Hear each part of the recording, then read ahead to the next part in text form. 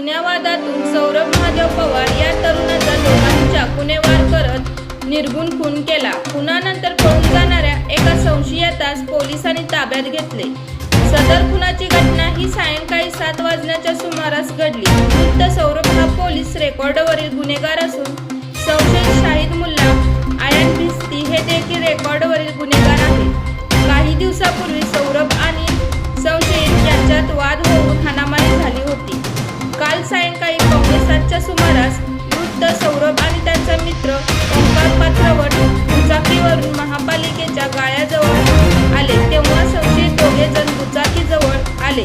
त्यांनी थेट सौरभ यांच्या गळ्यावरच धारदार शस्त्राने वार केला।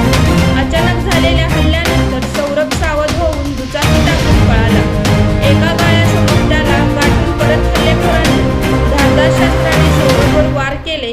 हल्ल्याच्या ठिकाणाहून मागील बाजूस असणाऱ्या राजीव नगर येथील घराकडे तो पळाला। घराजवळ गेल्यानंतर त्याला जखमी अवस्थेत पाहून शेजारील लोकांनी खासगी रुग्णवाहिकेतून तात्काळ सिव्हिल हॉस्पिटल येथे दाखल केले, परंतु तो वाटेतच मृत झाला होता। प्रसार संशयित आयांचा पोलीस शोध घेत आहेत।